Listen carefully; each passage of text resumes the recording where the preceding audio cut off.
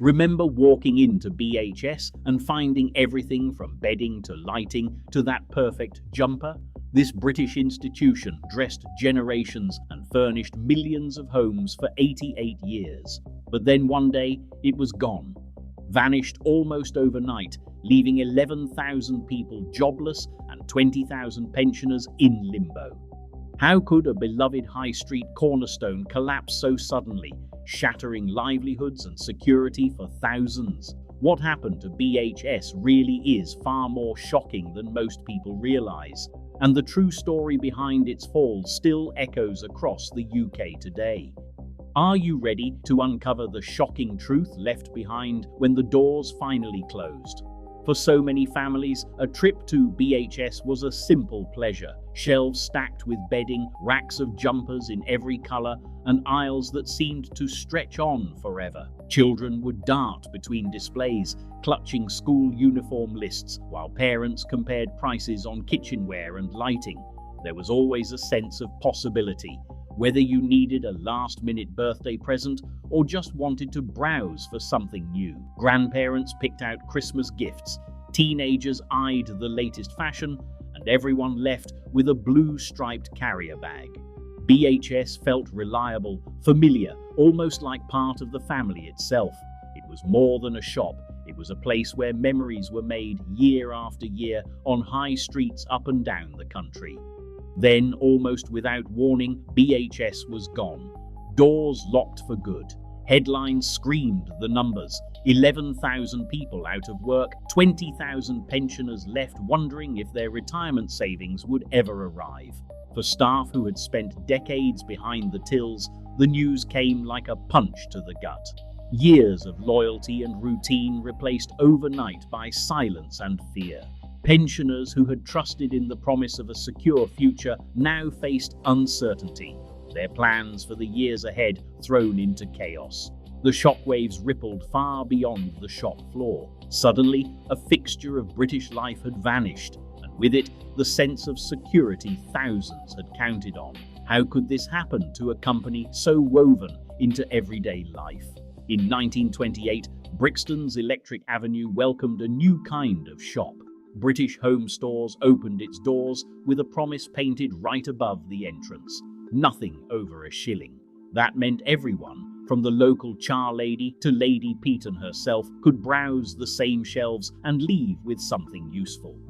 In those early years, BHS wasn't just selling goods, it was selling the idea that shopping could be fair, open, and affordable for all. The founders believed a store should be a place where families felt welcome, whatever their background or budget.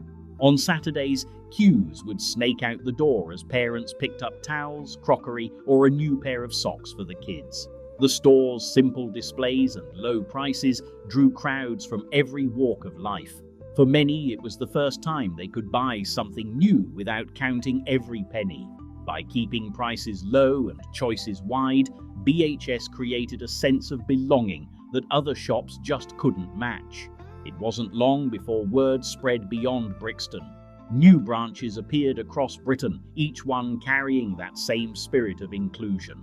Through the 30s and 40s, even as the country faced hard times, BHS kept its doors open to all. The promise of value and dignity at the checkout became its trademark. For millions, BHS was more than a store. It was proof that the high street could be for everyone. By the late 1980s, BHS stood at the heart of the British high street. With 164 stores from Aberdeen to Plymouth, it was impossible to walk through a town centre without passing those bold blue letters. BHS wasn't just big, it was ambitious. In 1987, after merging with Habitat and Mothercare, the brand took on a fresh, modern look, new signs, updated layouts, and a renewed focus on making shopping feel effortless. Behind the scenes, staff were quietly pushing the boundaries of retail. BHS pioneered the art of the customer journey, designing store layouts to draw shoppers from lighting to linens, tempting them with everything from affordable duvets to fashion-forward jumpers. The aim was simple: make it easy to browse and even easier to buy. Consultants offered home lighting advice that rivaled John Lewis, but at prices most families could afford. For many, it was the first time expert help came as standard, not as a luxury. The stores became more than just places to shop. They were part of daily life. Saturday trips to BHS meant advice on redecorating the living room, picking out wedding gifts, or finding the right school blazer. Staff took pride in helping customers solve problems, not just sell products. By the end of the decade, BHS was woven so deeply into the fabric of Britain that it felt permanent, as much a fixture as the post office or the local pub. Few could imagine a high street without it. In May 2000, a new name appeared at the top of BHS's letterhead.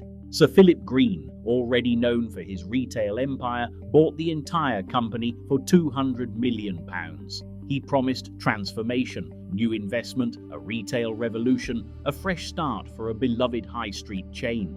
But behind those promises, something else began almost immediately. Within 2 years, the board approved a series of dividend payments that would drain more than £307 million from BHS's accounts.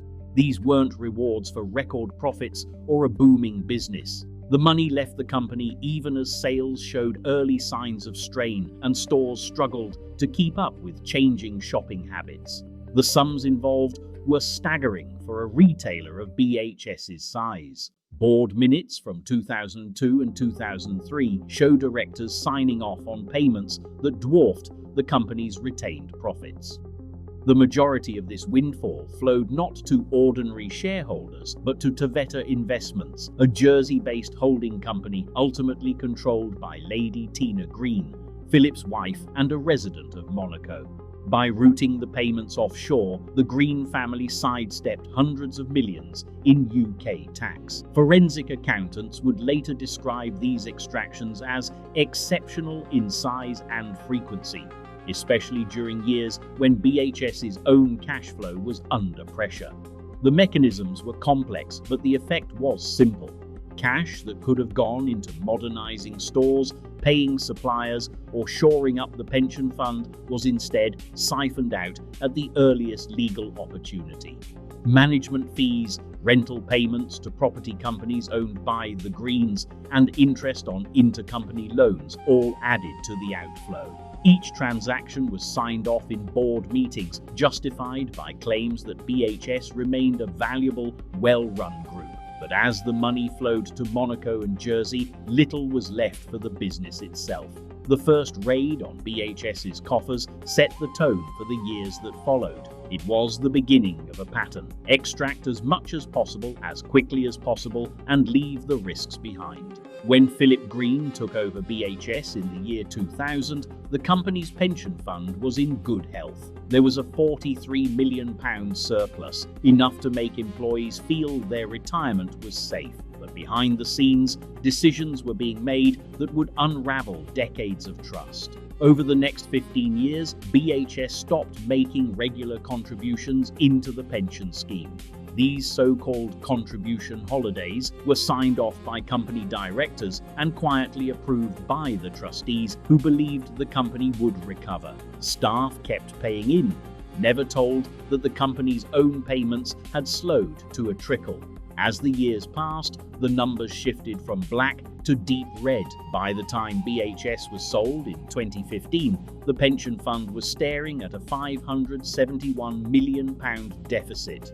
That meant more than 20,000 pensioners faced the real possibility of losing a chunk of their promised income. Some would see their retirement cut by a fifth, with no warning and no safety net. For many, these were not just numbers on a balance sheet. They were years of late shifts, missed birthdays, and careful saving, wiped away by a deficit they never saw coming.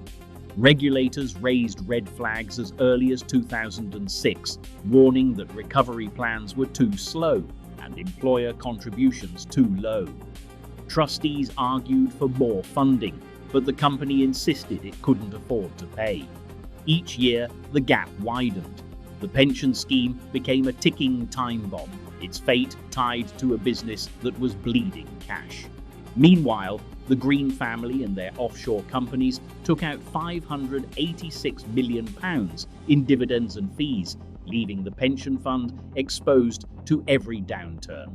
Employees like Dorothy, who gave 35 years to BHS, found their expected pension slashed, while those at the top enjoyed untaxed millions. The silent erosion of the pension fund wasn't just a financial story, it was a breach of faith that left thousands facing an uncertain future. The pressure to find a way out grew with each passing year, setting the stage for what would come next. In March 2015, BHS was sold for just £1.